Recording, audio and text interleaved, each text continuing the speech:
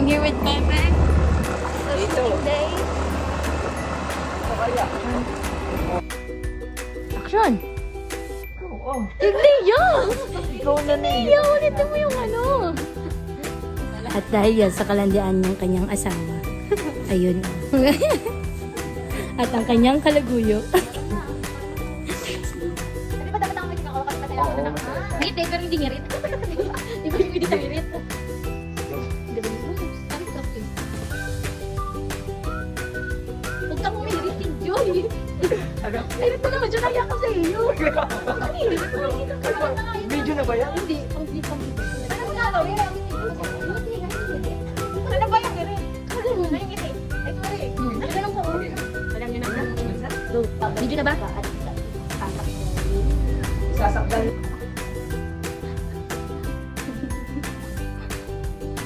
Wow, yung character nito.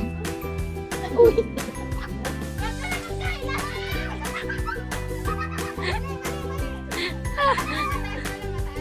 Babaan mo! Ano ganyan? Ano? Hindi ano? I mean,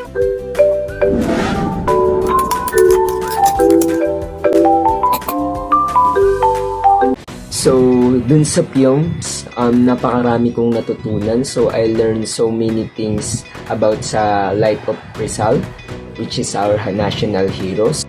So, one of the most important things I learned from the life of Rizal is the power of education. So, dun sa the power of education, dito pinakita dun sa story ng buhay ni Rizal kung paano niya ginamit yung educations as a weapon para labanan ang mga Kastila or yung mga mananakop. As a future educator, the learning na nakuha natin dun sa life ni Rizal ay makakatulong sa atin to become more effective sa pamamagitan nga ng pag-apply ng mga good characteristic na natutunan natin mula sa kanya. So, hindi lamang basta edukasyon or dapat pinapairal natin din yung pagiging may malasakit natin. Hindi lang tayo basta nagtuturo, kundi dapat sinasamahan natin to ng pagmamalasakit at pagmamahal sa sarili nating bayan, na kung saan mahalin natin yung mga future na tuturuan natin or yung mga kabataan. So, while we're doing the film po is, ang dami ko pong matutunan kay Rizal. At yung tumatakbo dun sa utak ko, yung hindi po siya basta-basta sumusuko sa hamon ng buhay. Kasi, while nga po dun sa in-explain niya sa amin na kahit po mayaman si Rizal, simula pagkabata is hindi pa rin po siya nakaligtas sa mga hamon sa buhay. Like, kagaya po nung umaranas po siya nang walang makain while nasa abroad siya. So, ayun po yung gusto ko sa kanya.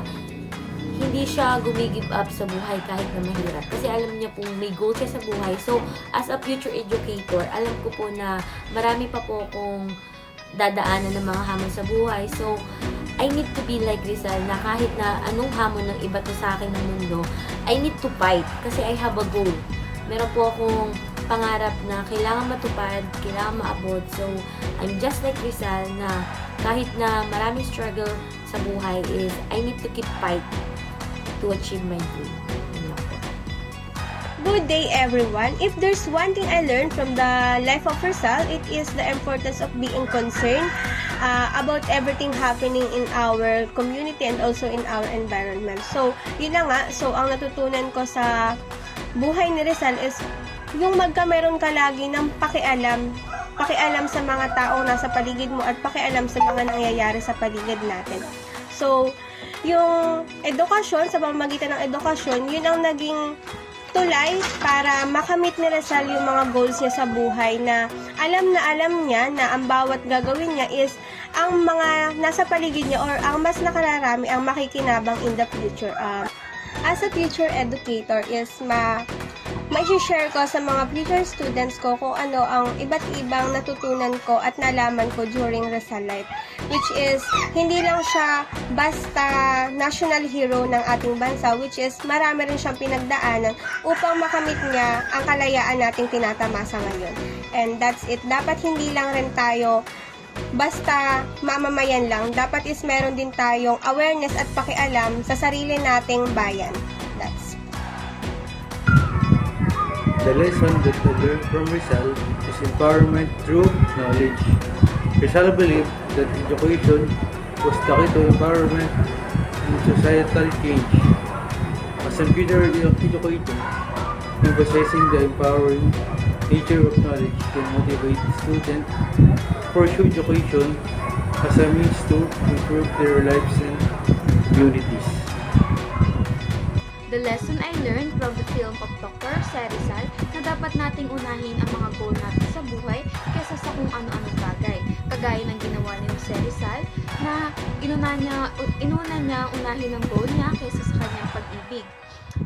As a future educator, magagamit ko ang natutunan ko na ito sa kay Dr. Jose Rizal sa pamamagitan ng pagkamit ng aking goal na pagiging isang guro. What did you learn from Rizal and how will it help you as a future educator? So Rizal's life taught me the importance of resilience, courage, and perseverance in the face of adversity.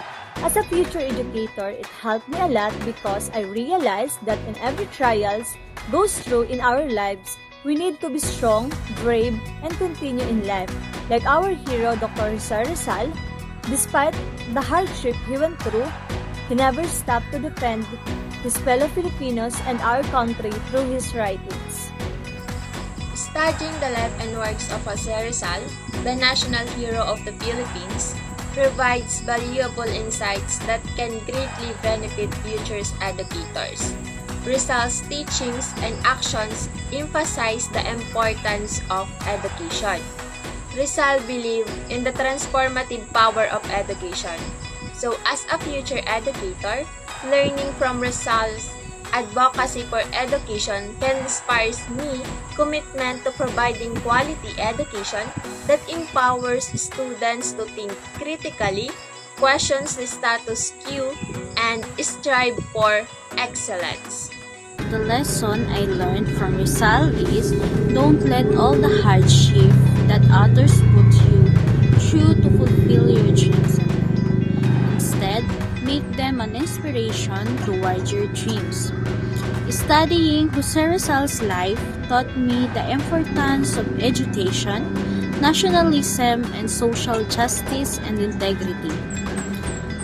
As a future educator, I can use these lessons to inspire students to love learning, appreciate their culture, stand up for what is right, and treat others with respect. The lesson I learned from the film of Dr. Jose Rizal is always believe in yourself even if no one else can believe in you. And always focus on your goal. Did you learn from Rizal and how it helped you as a future educator? I learned a great deal about this inspiring journey and the impact he made on the Philippines history. Rizal life taught me the importance of resilience, courage, and perseverance in the face of adversity, which will inform my practice as a future educator and guide me in shaping the minds and hearts of the next generation learners. Ang natutunan ko about kay Rizal is, unahin mo yung goal mo. Parang siya, inuna niya yung goal niya na gugulin niya sarili niya sa pag-aaral para sa ikabubuti ng kanyang kinabukasan. At isa siyang mapagmahal na bayani. And bilang isang future educator, i-apply ko sa sarili ko yung kanyang ginawa na uunahin yung mga goal bago yung mga bagay na hindi naman talaga totally mahalaga. And isa pa dun is, uunahin ko yung goal ko na maraming batang maturuan bilang isang future educator. Masaya ako kapag marami akong batang maturuan.